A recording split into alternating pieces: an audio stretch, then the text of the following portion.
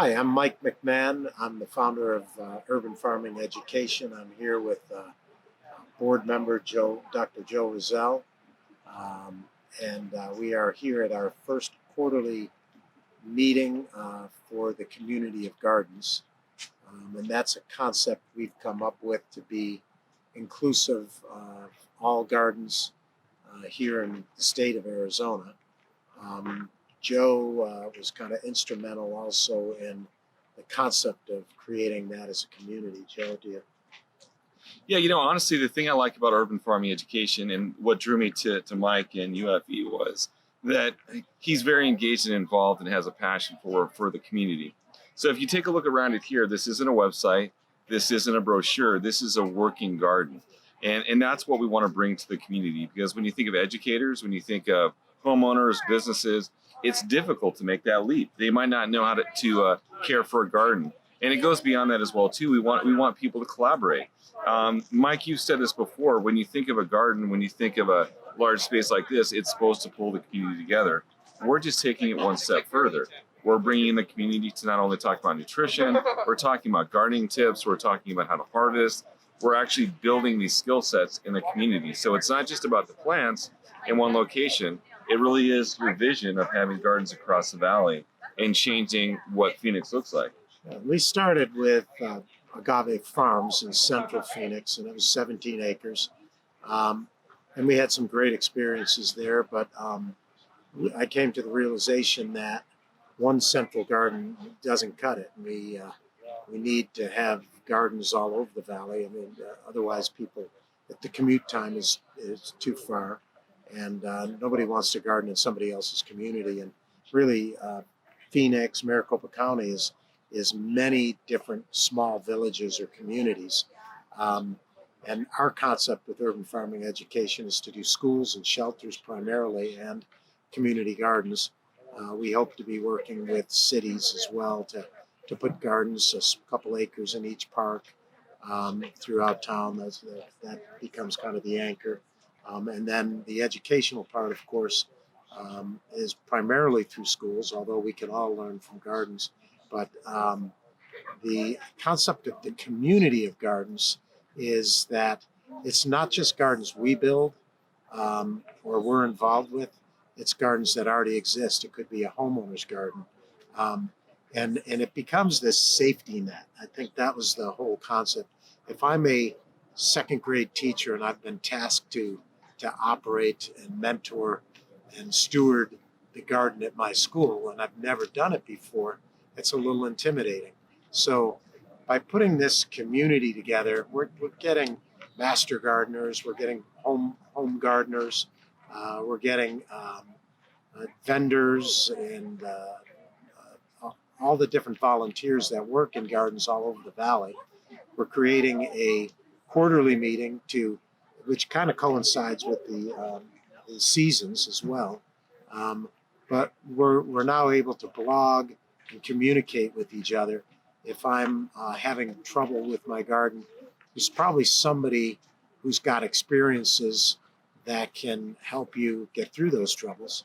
It becomes a place for a little political action when it comes to maybe changing state school curriculum to be a little more flexible when putting gardens in. It becomes a place where we can do fundraising.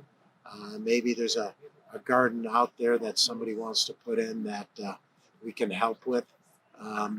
It's also a place to maybe take advantage of discounts and vendors and making sure that a garden being put into Apache Junction is getting quality compost or quality seeds or irrigation, so that people aren't reinventing the wheel. And that's the concept that I had, is to have that safety net.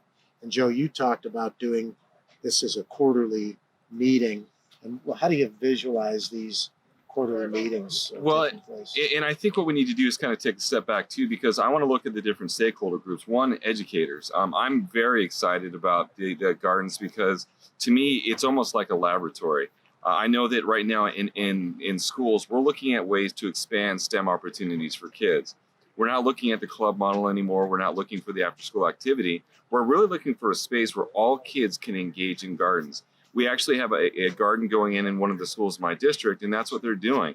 They're trying to create just kind of a smaller version of what industry does in farming on their campus, so that kids can learn about soil composition, moisture in the soil. They can look at the effects of the amount of sun that plants get, and the harvesting, the cost, the construction, the layout.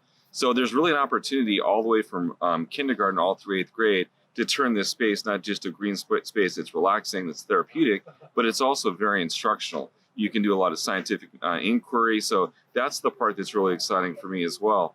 And what about business? Businesses use this not just for therapy, but they use it as a great team builder, right? Yeah, team building is huge. And it's hard to do team building, because team building in a lot of venues doesn't work if you're doing it indoors. This is an outdoor venue. We're allowed, by going into the bigger gardens, whether we're putting one in or we're maintaining one or whatever, to have literally hundreds of people working on a project at a time. And it's also a great opportunity for giving too, right? Oh yeah, it's good for their public image, but right. I think mostly it's for the team being built, for people working together. If I'm a company, retention. Yeah, but if I'm a company and I want to give back to the community and I don't know how, you've talked to me about several examples where businesses you help to identify a school, and then they donate a garden to the school. Absolutely. So then it's a team builder. It's something that they can use for marketing, but it's a great way to give back to the community and kids. So that leads us to the point, what is the structure of these quarterly meetings? Well, we want there to be specific opportunities for our practitioners to collaborate. So like Mike said, there's going to be an opportunity to have an expert from UFE talk about something specific to maintaining, harvesting, caring for a garden. That's really important. As an educator, or as somebody that's from a business, you might not have anybody in your organization that knows how to maintain a garden, or that one person that knows how to do it might leave. So this structure's here where you can always send somebody to get that expertise, have help learning what to do. The other important thing is if we want to be a community, and Mike says I put community in everything, we actually have to give people the opportunity to get together. So if you're a teacher or if you're a school in the East Valley, you're going to have a chance to meet with businesses, nonprofits, and other educators from across the valley to work together. So you don't always have to come up with great ideas. You're going to have challenges that we might not have the answer to, but your neighbor down the street will. So it's really, like Mike said, a way to collaborate, a way to support each other, a way to help each other, which is fantastic as well. And we're also going to, and this is really exciting, get to the point where we can start informing you of competitions, of innovations, of other opportunities that are in the community for you to share as well. Because when we say that we want to be the center of the universe when it comes to gardening, we do. So we're starting to partner with universities and other community organizations. So this is kind of your one-stop shop when it comes to starting a garden, maintaining a garden, and engaging your community with a garden. Yeah, and there's a lot of different ways of gardening. There's using bag systems and using planters and conventional gardening. We want to be inclusive of all methods, but we also want to be inclusive of everyone who is gardening, primarily in Maricopa County, but really the state of Arizona. We have a state in which the weather is very conducive to what we're doing. We sun all year long. And the idea is that if you're a gardener, or if you care about it, if you want to take it up as a hobby, that this is the kind of the place to go. We know with a lot of nonprofits and a lot of gardens, we become silos, and we want to break those down. We think that if we're going to really make a change in the landscape in Arizona and really become a gardening state and be a state that leads the nation, showing people that we've brought it to shelters, we've brought it to schools, we've brought it to corporate campuses, it's in homes. For us to do that, we're just part of it. We're just putting together this network. Urban farming education is kind of leading that charge right now, but I don't see us as being any greater or bigger than other groups that might join us, any other garden. We expect these quarterly meetings to go from one garden to another. It may be a garden that I've never even visited. It might be a garden we don't maintain or we didn't install, and that's fine. What we're really trying to do is promote all these concepts and to do it under one umbrella. So the big purpose of this is to build community and help build capacity in everyone that wants to come. So really, the challenge to you, if you've ever thought about having a garden, these meetings are free. Yeah. So why not come and find out what it's about? Why not meet practitioners that are, or gardeners, I should say, in education, in industry, and see what you have in common. Be part of our organization, be part of our group, because you're welcome. And it's a great way to figure out if a garden's right for you. And you're probably going to find out, like me, it absolutely is, because there's so many benefits. And actually, I don't want to leave this interview without talking about some of the benefits. You know, as a school, there's lots of opportunities where kids go in. In a school, just like any other building is institutionalized, there's not a lot of places where kids can go and relax. I can't think of a more relaxing setting than sitting in a garden. And if you have kids of your own, having kids put their fingers in the dirt. When I first went to Agave Farm, seeing a whole family, not with their phones or with their Game Boys, but actually putting their fingers in the dirt and seeing the smiles on their face, it's one of the most relaxing things. So for therapy, for STEM instruction, there's a lot of applications. Come join us. Yeah. I like the idea of taking a campus which is institutional or a shelter. If you visualize being in a homeless shelter or domestic violence shelter, and you're not in a place you want to necessarily be, but to turn it into more of a park-like setting rather than an institutional setting, and to make it aesthetic. We're here at the food bank in Mesa, and it's kind of transformative what this has done. And it's really cost effective. It really is. But the only way this works across Arizona is if we, as a group, become a political force, and as a group, we become this community. And this is the beginning of it. I think the format will be podcasting in the future. We also want to do a little bit of a Zoom, so we can do questions and answers if you can't physically make it to one corner of the valley. That will be there for discussions. We'll have panel discussions and that sort of thing. But it's just a fun thing to go to. We expect to do it quarterly for a couple hours. And today was a good day, a good success. And we expect to continue to building on that. And we really do hope you'll join us. Well, before we go to, why don't you tell us a little bit about our campaign? I'm hearing that the campaign for 1,000 gardens will be launching soon. So yeah, that's a big thing. It's a huge thing. And what it is as a group, we start to infiltrate each of these villages with, whether it's a community garden, whether it's just school gardens or shelter gardens or corporate gardens. But once we start getting more and more of a presence, that everywhere you go and everywhere you look, you see gardens. When we end up having 1,000 gardens, think in terms of how many people actually work those particular gardens. If it's school kids, there could be several classrooms. If it's at a shelter, you're talking dozens of people at a time.